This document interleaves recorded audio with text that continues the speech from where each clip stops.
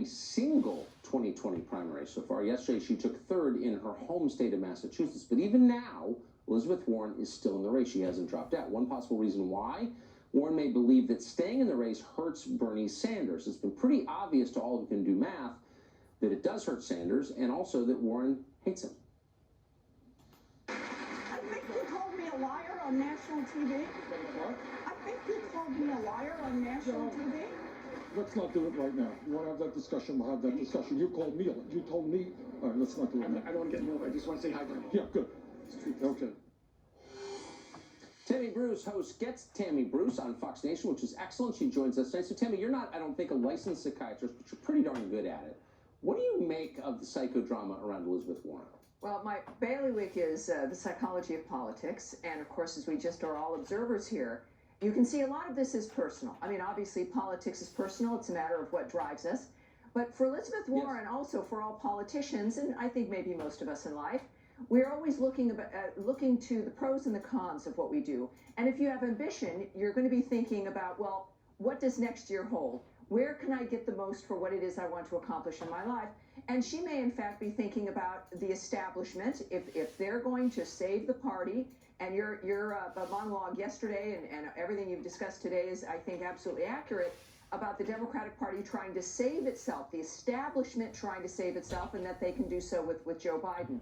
If she thinks that that is the only path available to her, and the establishment also wants to get rid of Bernie Sanders, if he's the ultimate danger, there doesn't seem to be much future if she were, let's say, to endorse Bernie Sanders and get out. But that would also be the ultimate challenge to the establishment if she was serious about being a challenger to the things that have harmed this country, to dynamics that need to be improved.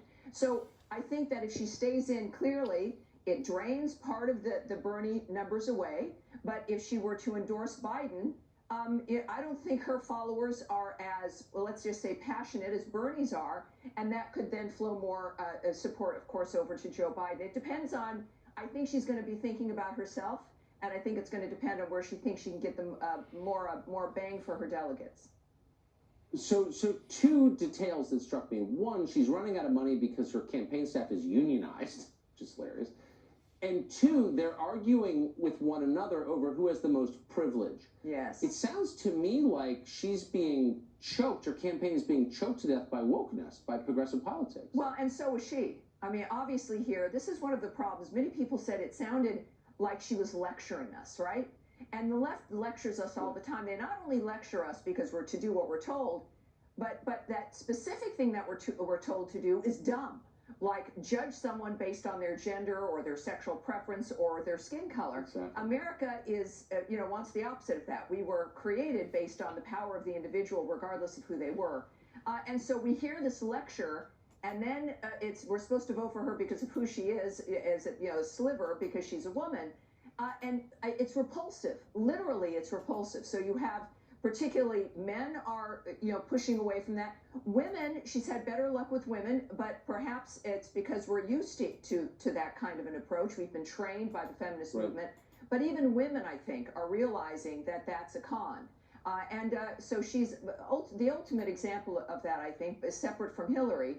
And she's got to make a decision. I don't think she's going to stay in, and I think the establishment's going to realize that they're not going to be able to rely on her so much. It's a con for sure. The great Tammy Bruce, thanks so much for that. Good to see you. Thank you, sir. We're out of time. The hour flew by, as they do. We'll be back tomorrow night and every weeknight,